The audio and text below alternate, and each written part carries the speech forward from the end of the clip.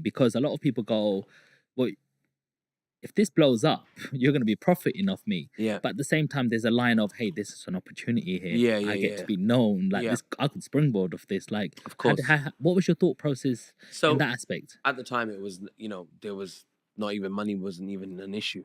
You know, it was like, okay, look, I'm just trying to get my foot in the door. Mhm. You know, I know the money will come. When the money comes, it'll be fine. And I used to say that to my parents because in the beginning, there was no money involved. You know, we were just working.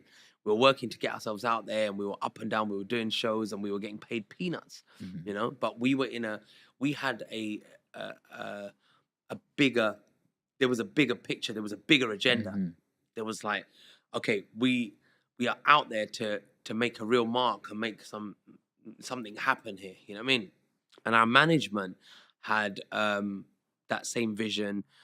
We did see money, but it wasn't a huge amount. But I guess, you know, I mean, sometimes we look back at it now and we think, well, you know, we probably should have made a lot more. Mhm. We were a bit naive. We didn't know how it worked back then, you know, and but then, you know, record labels are there to make money, Yeah. right? So, but in the process, did they do a good job? Yes, they did, because they made us superstars. You know, at that time we were at the top of our game. We were on mainstream TV. We were on Top of the Pops. We were here, there. Like, it was unheard of. So when you see that and you see somebody on the TV, Yeah. you know, and you're like, that person's made it. You know, he's singing here, he's on Top of the Pops, for example. This guy must be a multi-millionaire. Is that the reality? No. And if that's your first record, you're not a multi-millionaire off the first record. You know, that's the beginning of the process. You get me? So, but yeah, it's weird that people assume that straight away. The moment they see you on the TV, they think because he's on TV, he's a millionaire. It's nonsense. It's absolute nonsense. It's not what it is, man. There's a lot of people on television that, you know, they're doing well. Yeah. But it doesn't happen overnight. It happens, okay, that's your foot in the door. You're on screen, on that big screen. But you got to work hard. You got to work hard for many years before you get those millions. You know what I mean? So, you know, it's a long process, man. It doesn't happen overnight. Some people in the limelight industry do the opposite and think they're worth more. Yeah. And so they start saying, nah, I'm not going to turn up to that. I'm not coming to that unless you pay me this. And very quickly they get managed out. Yeah. You know, people go, you think you're bigger than the industry. Yeah.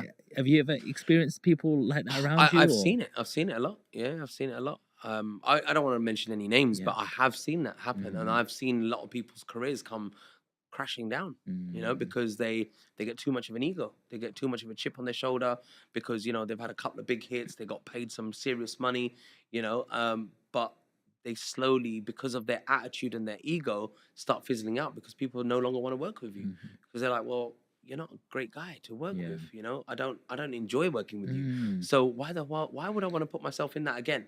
You know, I had a bad experience. How important is that? Like, in terms Very important, man. Is it just as important as the talent?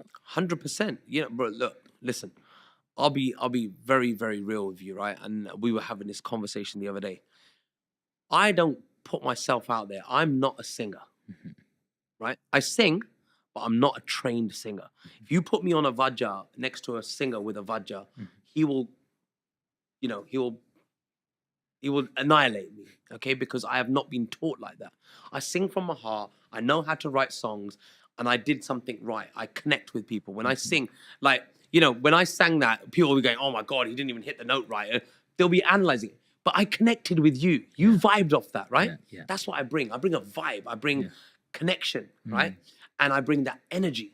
And that's what I'm getting still booked today. 22 years later, people are still picking up the phone because when I step on stage, I bring that whole room in and I take control and I'm there to do a job. I'm there to make them happy, entertain them, lift their spirits, regardless of where I'm at, right? And this is very difficult because I could be going through some serious trauma in my own personal life. But when I step on that stage, I've got to forget about all of that. And I've got to put on this, yo, what's happening? Yeah. Right. Bro, it's hard work. Come on, bro. Hard work. And do you know what I really remember you for as well? Your crazy dance moves. Yeah, they're still there. Throw yourself in the middle and just that half cartwheel sort of like with your legs, and it's just like a vibe. To this day, I was filming people last night. Yeah. These guys were on the stage doing my dance move, like, And it's so nice to see, man, that Mhm. all these years later, and I say it every time I go to every event, I say, thank you for having me. Mhm. You know, thank you for calling me here today. Mhm.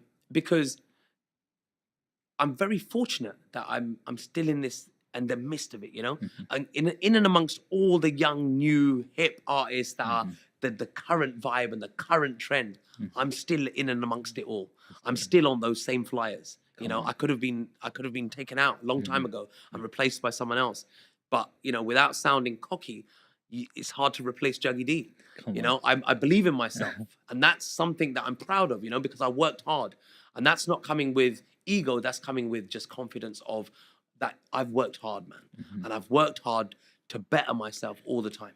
100. You mentioned something a little bit earlier about you had to tell your parents that I'm not Mm. getting paid right now, Mm. but it's coming, Mm. you know, and sometimes, especially our Asian parents, can be the most, army generals there. What are you Yeah. doing? What's your time? Yeah. Yeah. What you think this is gonna? You're putting yourself out there, Mm. nazar, all of that. Yeah. People are Yeah. gonna be, looking down at you. You're a loafer. You're not doing nothing. You think you're gonna be this, you're that, until it happens. But then they support you and stuff.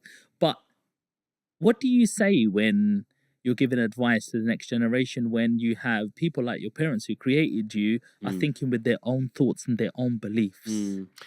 They're going through their system, not Yeah. what they think you're actually capable of. You've just got to, I guess, you know, I can only go from my experience. You've just got to reassure them that it's going to be okay, you know, and you've got confidence in yourself. Because what I used with my parents was that, look, dad, all I'm doing is putting time into this. I'm not putting money into it. Right. It's not a business that I have to invest so much money and then, oh my God, I'm down this much money. How am I going to make it back? And what if it's not a success? We're going to be down, right? Still down. All I'm doing is investing my time Mhm. and my effort.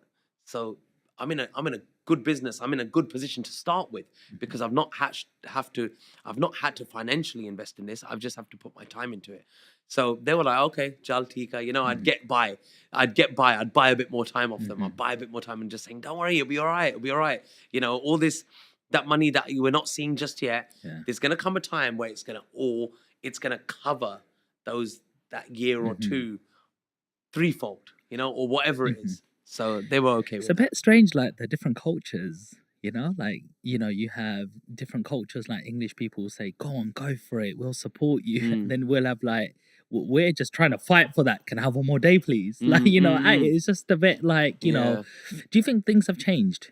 I think so. Yeah, big time, man. Because look, they can see it. Our parents can all see that. You know, footballers make millions. There we go. You know, property. There's so much money to be made. That's bricks and mortar. You can never go wrong, right? Yeah. There's always going to be a demand for that. Sports that people didn't get paid highly for now are getting some crazy insane money, Mm. and artists are getting paid some big bucks. Like look at look, today's. I mean, in today's we finally got to those big stages, arenas, selling out arenas. Mm. We've got artists now that are doing that, Mhm. and that's so good to see. Yes. We had we had a taste of that, Mhm. but it was still on a smaller scale, where we were still part of a group of people that were doing it. Yeah. We opened for Missy Elliott in Birmingham. We Come on. opened for Busta Rhymes, and those were big sellout arenas, Come on. but we were like support acts. But now we've got our Punjabi artists that are headlining. Mhm. Only them on that show. Mhm. There's no support acts, and people are coming out to see them in the thousands. Mhm. That's mad, and But that's it's where our parents now yeah. have gone. Okay, yeah, you don't have to Mhm. just be a dentist or a doctor. Yeah, it's true. You can do something else and make Yeah. money. And what my parents always said was, but jeda tu kam karna, and I'll say this in English as well for the people that don't understand Punjabi. But in Punjabi, I will say it first because I just feel it holds a lot more kind of, it comes across better, right? Jeda kam karna tu dat ke karna, right? Make sure you give it your heart and soul. So whatever work you're going to do it with 110% of your effort. Because if you're not going to give it 110%, don't waste your time. Because you can put that energy somewhere else. And sometimes I laugh when I say when I now talk about my drinking days, I say, yeah, I blame my dad for that. Yeah. He said, whatever you do, son, do it to the best of your ability. And I said, I drank to the best of my ability. I said, so that's his fault, man. That was a bit of a nutter on it. But now it's not like that, you know what I mean? And he's proud of me now as well. My parents are very proud. I can openly talk to him about, you know, not doing the things that I used to do. And they